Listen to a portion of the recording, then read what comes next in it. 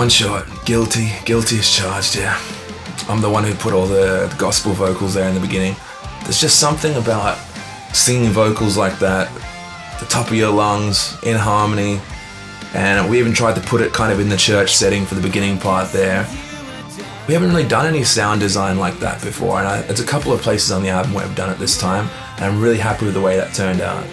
It seems like a deceptively simple like funk metal song, and it's been around since I was doing like a funk side project called Tap That a few years back, probably in like 2015, 2014. It never quite made it to something there, but we progged it up and metaled it up a little bit, and especially with Nath writing all the drums from scratch this time without me or Mitch to force his hand or anything. It's quite rhythmically complex, and it's probably one of the hardest songs to pull off live. Yeah, deceptively so, yeah. It's one of the tracks where it really benefited so much from the gang vocals we got from all of our friends around the world. That middle section of the song is super fun.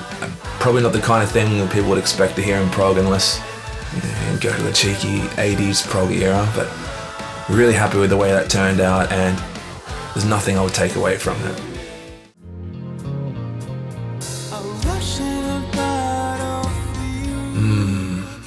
Flat, that is a really hard song to perform lyrically. Touches on some personal stuff for me, issues in my own family and that kind of thing.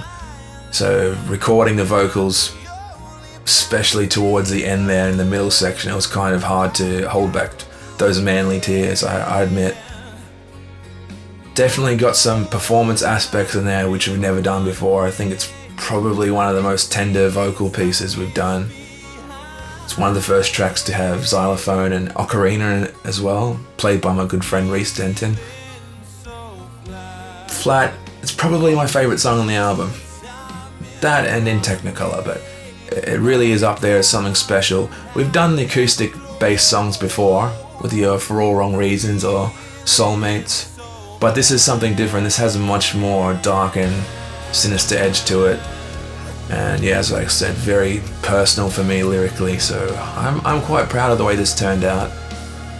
It was also an attempt to try and write in some different keys than we normally would. You don't normally hear that many songs in F minor and those kind of black note keys in prog metal, but we're trying to do that a little bit more, and it's one of the first songs I've ever played with a capo on a 7-string guitar. It's a little bit weird, but it works. There's a picture of Mom and Dad. Everything Unsaid was put together after a big load of Silverchair listening, so I think you can hear a little bit of that Silverchair Neon Ballroom Diorama influence in there. Diorama being like probably top 5 best albums of all time for me. Daniel Johns is a huge influence. But also came when I was really getting into Dashboard Confessional as well, so that single acoustic and vocals, we've never done that before. I find it really hard, and I think us as a band, we find it really hard to just keep the layers stripped back. You put acoustics on something, then I want to keep layering and layering. I like the dense layered approach, so we got about 6 vocals there in total in the end. Or 5 vocals actually. Special guest from Nate's girlfriend Celine. It's something different for us. It's just a short little breather to open up side 2 on the vinyl, and it sits perfectly in that spot for me. It's quite an emotional song to perform as well, and I'm looking forward to cranking that out as a bit of a surprise live. I'm late to class again. Nostalgia is Hemina's attempt to have a jazz fusion song. I was going crazy with my dirty loops and my snarky puppy and my Alan Holdsworth listening for a bit of a period there, so all the crazy chords I could kind of put together, they're in that track, and it paints a certain colour which we definitely haven't done before. It's something fresh for Hemina. It's a weird track.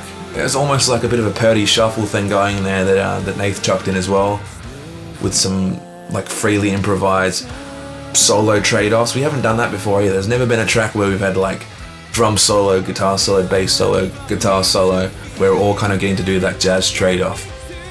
But it really works, and There's a certain sense of achievement in making all those different notes work within the track. I reckon all the notes of the chromatic scale are in there 3 times over. There's a lot of crazy things going on in that track, quite subtly though, and some good vocal trade-off between Mitch and I in that the pre-choruses. That's really cool. I like that about our band, that it's not just about one person doing the lead vocals. It can be spread out. It just makes it that much more of a rich sound, and it makes me really happy to be a part of a band where we can do that. There's no egos. It's just about making that fun music for us.